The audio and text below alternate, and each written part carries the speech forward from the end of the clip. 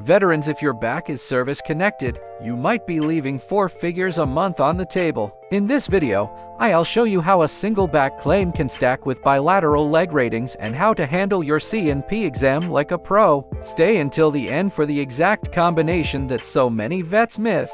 This is VA Disability Compass. Today, we're covering 1. What evidence actually matters for back pain? 2. The most important 60 seconds of your C&P exam. 3. The bilateral radiculopathy bonus. And 4. How VA math turns these separate ratings into real monthly dollars. Just a reminder, this is for educational purposes only, not legal or medical advice. First things first, you need a current diagnosis. This could be a lumbar strain, degenerative disc disease, spondylosis, or even just a note in your chart that says chronic low back pain.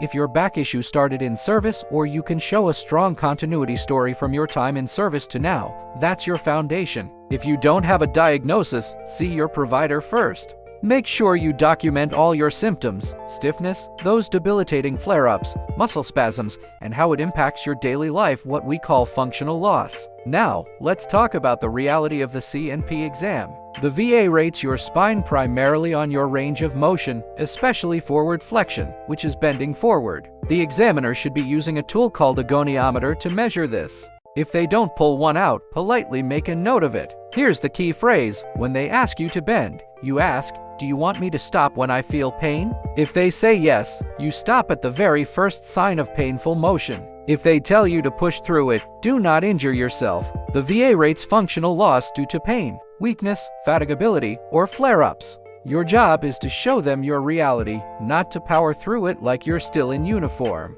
Here's a rough visual to keep in mind. A 40% rating for your back often correlates with forward flexion of 30 degrees or less. A simple cue for this is if your fingertips don't even reach your kneecaps before the pain forces you to stop.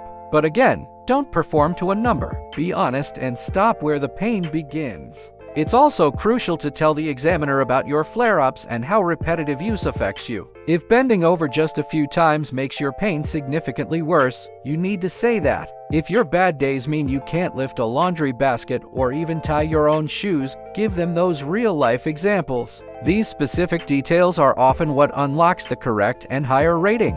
Now for step 3, and this is the missed money I'm talking about: bilateral radiculopathy. Many veterans with back pain also experience numbness, tingling, burning, or shooting pain that goes down either one or both of their legs. Don't wait for the examiner to ask about it. After the range of motion test, you should say something like, "By the way, I also have numbness and tingling that shoots down both of my legs, and it gets worse when I'm standing or sitting for too long."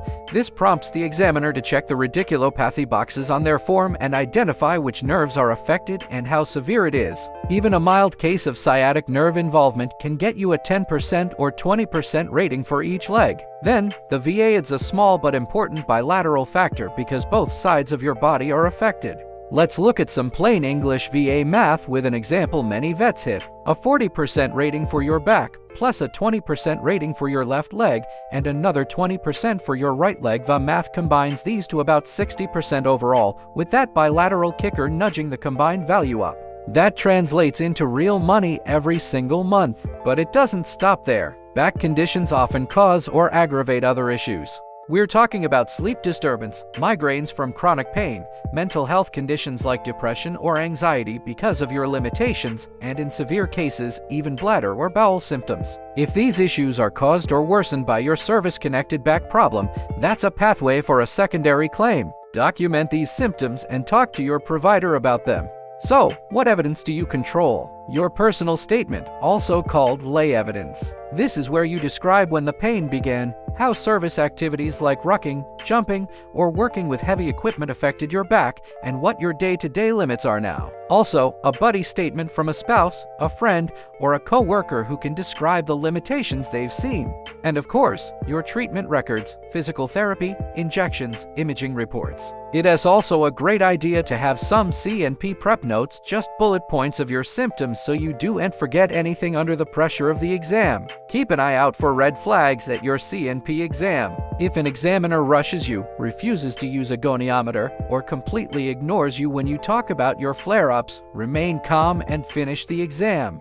But as soon as you leave, write down exactly what happened. You can submit a statement about the poor quality of the exam along with any other supporting evidence. So, here's a mini recap of the 3 keys. 1. Stop at the first sign of painful motion. 2. Volunteer information about radiculopathy in both legs if you have it. And 3. Paint the full picture of your functional loss and flare-ups with real-world examples. Let's answer a few quick questions. What if my service records are thin? Use your lay evidence, a current diagnosis, and explain the logical connection, the nexus from your military duties to your current condition. Do I need imaging like an MRI? Imaging helps, but it isn't always required. The ratings really hinge on your symptoms and your functional limitations. What if my symptoms come and go? That's common. You need to describe the frequency, duration, and triggers of your symptoms, and always focus on the limitations you face on your worst days. So what does success look like? A solid back claim with well-documented bilateral radiculopathy often lands you near a 60% combined rating all by itself. This then becomes a strong foundation for secondary conditions that can raise your overall rating even higher. If this video helped you out, drop the word back in the comments so other veterans can find this information. Please like, subscribe, and share this with a battle buddy who needs to hear it. Remember, this information is purely educational and not medical or legal advice. Always talk to a qualified professional about your specific case. This is VA Disability Compass. Keep fighting smart.